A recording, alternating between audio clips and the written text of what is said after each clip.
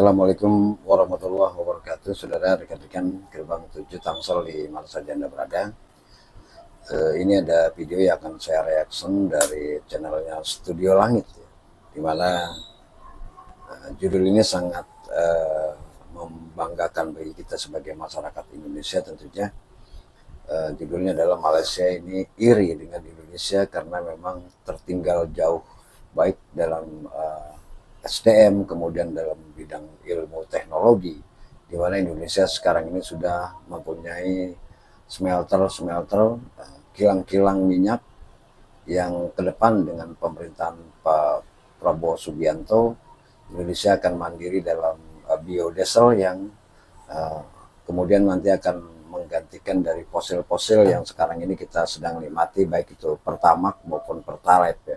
Jadi nanti ada bensin baru yang telah diproduksi oleh Indonesia dengan menggunakan produk dari kelapa sawit dan sebagainya. Dan ini tentunya sudah dilihat sendiri oleh Perdana Menteri Malaysia Anwar Ibrahim baru-baru ini, dan mereka juga sangat iri sekali Indonesia sudah bisa membangun smelter dari kilang-kilang minyak dari kelapa sawit ya. Padahal kelapa sawit Indonesia dengan Malaysia ini tarafnya adalah sama, tetapi memang Malaysia secara kemajuan teknologinya memang sangat tertinggal jauh dengan Indonesia sekarang ini. Dan ini yang membuat pemerintah Malaysia merasa iri, kok bisa Indonesia membuat biodiesel dengan kelapa sawit. Karena memang anjuran pemerintah untuk hilirisasi, untuk menguasai produk-produk dalam negeri, untuk dikelola di dalam negeri ini sedang digiatkan, baik oleh pemerintah Presiden Jokowi yang lalu, kemudian akan diteruskan oleh pemerintah Presiden Prabowo Subianto ke depan. Coba kita lihat bagaimana beritanya tentang pengembangan biodiesel solar dan yang diperoleh dari produk kelapa sawit di Indonesia. Kita dengarkan sama-sama. Nah, dalam jangka panjang, biodiesel menawarkan solusi berkelanjutan untuk memenuhi kebutuhan energi sekaligus melestarikan lingkungan. Biodiesel termasuk dalam kategori bahan bakar yang dapat diperbarui karena berasal dari bahan-bahan alami yang dapat terus diproduksi. Nah, selain itu Studio Lovers, manfaat utama dari penggunaan biodiesel adalah pengurangan emisi gas rumah kaca dan dampak lingkungan yang lebih rendah dibandingkan dengan penggunaan bahan bakar fosil. Mengingat biodiesel berasal dari tanaman seperti kelapa sawit. Nah, setiap hektar lahan sawit yang ditanami juga mampu menyerap karbon dioksida dari atmosfer, sehingga membantu mitigasi perubahan iklim loh Studio Lovers. Nah, program B35 ini juga upaya nasional untuk menggabungkan biodiesel ke dalam sistem energi Indonesia, di mana nih 35% dari bahan bakar solar kini terdiri dari campuran biodiesel sawit. Sementara itu 65% lainnya masih berasal dari solar fosil. Kombinasi ini dinilai efektif dalam mengurangi ketergantungan pada impor bahan bakar fosil dan menciptakan energi yang lebih ramah lingkungan.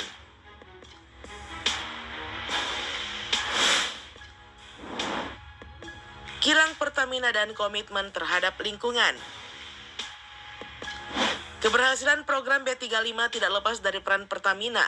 Melalui anak perusahaannya, PT Kilang Pertamina International atau KPI, yang berperan aktif dalam pengembangan kilang-kilang yang ramah lingkungan.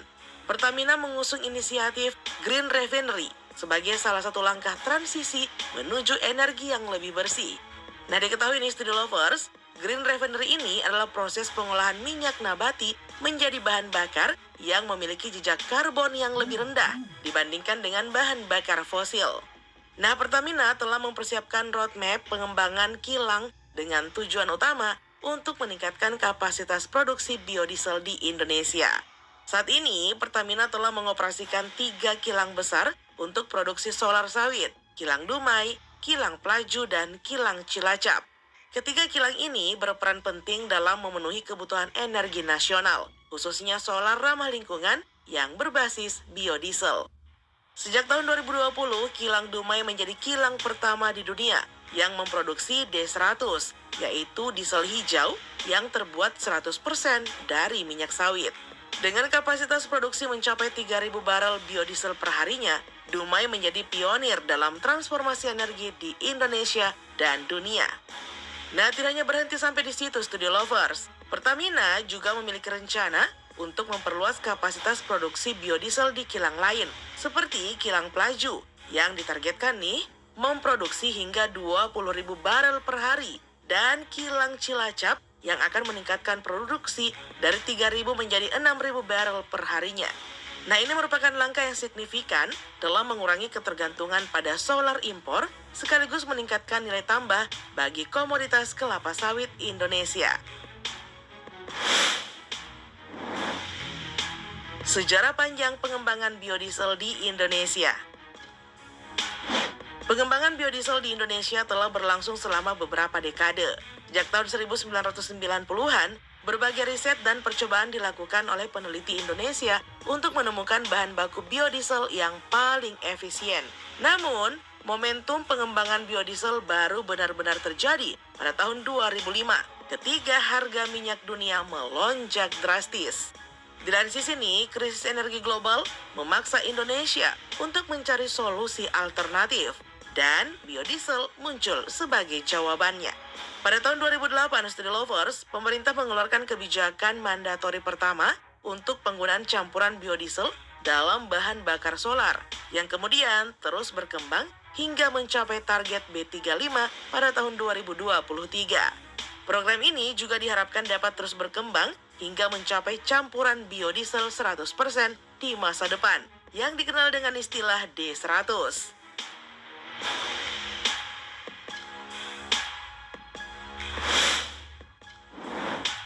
Manfaat ekonomi dan lingkungan dari biodiesel. Penerapan program B35 tidak hanya membawa manfaat lingkungan, tetapi juga dampak ekonomi yang signifikan, Study Lovers. Nah, menurut Kementerian SDM, implementasi B35 diproyeksikan dapat menghemat devisa negara hingga 11,25 triliun rupiah setiap tahunnya. Ini terjadi karena berkurangnya ketergantungan pada impor solar yang sebelumnya mencapai 60% dari kebutuhan nasional. Dengan memproduksi solar sawit di dalam negeri, Indonesia dapat mengurangi kebutuhan impor hingga 25%. Selain manfaat ekonomi nih, Study Lovers, program ini juga berkontribusi dalam penurunan emisi gas rumah kaca secara signifikan. Nah, diperkirakan nih, penggunaan biodiesel dapat mengurangi emisi hingga 34,9 juta ton karbon dioksida per tahun, yang merupakan langkah besar menuju target net zero emissions pada tahun 2060.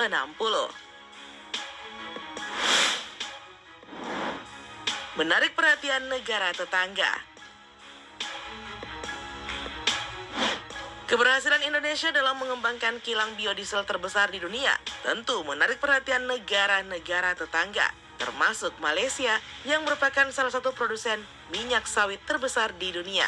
Perdana Menteri Malaysia secara terbuka mengungkapkan kekagumannya terhadap capaian Indonesia ini, bahkan sampai ira Study Lovers.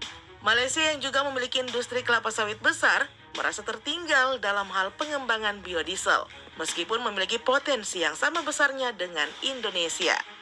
Nah, dengan komitmen yang kuat dari pemerintah dan perusahaan energi nasional seperti Pertamina, Indonesia telah membuktikan bahwa transisi energi terbarukan bukanlah mimpi, tetapi sebuah kenyataan yang dapat dicapai.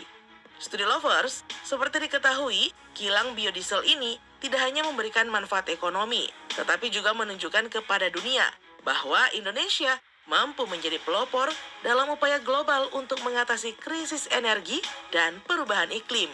Langkah ini tidak hanya membangun kemandirian energi, tetapi juga membuka jalan bagi Indonesia untuk menjadi pemimpin global dalam energi terbarukan. Melalui inisiatif ini, Indonesia diharapkan dapat terus memberikan kontribusi positif dalam mencapai tujuan pembangunan berkelanjutan dan menciptakan dunia yang lebih baik bagi generasi mendatang. Nah, itu saudara ya, satu video dari Studio Langit, di mana pemerintah Malaysia saat ini adalah Anwar Ibrahim, setelah melihat kilang-kilang minyak Indonesia yang diperoleh dari kelapa sawit, kemudian nantinya akan menggantikan fosil-fosil yang sekarang ini kita pakai seperti Pertamax maupun Pertalite dan solar. Tentunya ini membuat pemerintah Malaysia begitu iri, di mana Indonesia saat ini sudah mencapai atau berhasil mengembangkan energi dari kelapa sawit ini menjadi biodiesel seperti B35, B30 dan nanti akan menjadi B100. Dan artinya bahwa B30 ini adalah campuran 30% dari nabati dari kelapa sawit kemudian dicampur sama fosil. Kemudian tahun 2023 kemarin sudah B35, artinya campuran dari kelapa sawit sudah mulai meningkat dengan fosil dan nantinya akan menjadi B100 secara keseluruhan.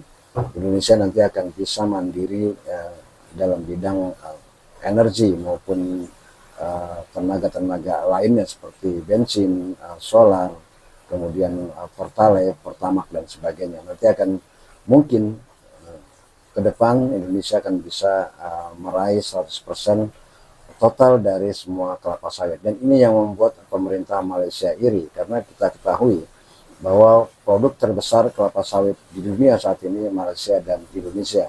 Kenapa Malaysia tidak bisa mengikuti jejak Indonesia? Dan ini merupakan tentunya dari para pakar-pakar yang ada di Indonesia. Dan ini adalah bukti bahwa Indonesia secara rasio, secara IQ kita lebih pandai dari orang-orang Malaysia. Dan terbukti saat ini Indonesia lebih maju di bidang pengembangan ilmu teknologi yang tadi dikatakan sebagai green community. Dan ini adalah suatu terobosan baru dari pemerintah Republik Indonesia, dari anak-anak muda Indonesia, dari para sarjana-sarjana Indonesia yang tentunya sudah mulai mengembangkan biodiesel B35 dan nanti akan dikalkulasikan menjadi B100 di kemudian hari. Dan bukan itu saja, pengembangan nikel, baja, timah, emas, kemudian nanti akan dikelola secara langsung di dalam negeri dengan adanya hilirisasi. Dan ini menjadi bukti bahwa sebetulnya kita tidak kalah dengan negara-negara lain, apalagi dengan orang-orang Malaysia yang selalu saja mereka ini menganggap bahwa dirinya hebat. Dan ini bukti bahwa mereka sekarang ini sudah tertinggal jauh dengan Indonesia. Bahkan mereka terkagum-kagum ya, Perdana Menteri Malaysianya sampai terkagum-kagum dengan perkembangan teknologi yang ada di Indonesia. Sehingga mereka merasa tertinggal jauh dengan Indonesia. Nah, bagaimana menurut Anda tentang pengembangan biodiesel ini? Mudah-mudahan ke depan kita bisa merasakannya tentunya untuk kesejahteraan masyarakat Indonesia. Silakan Anda tulis di kolom komentar di bawah ini. Terima kasih. Wassalamualaikum warahmatullahi wabarakatuh.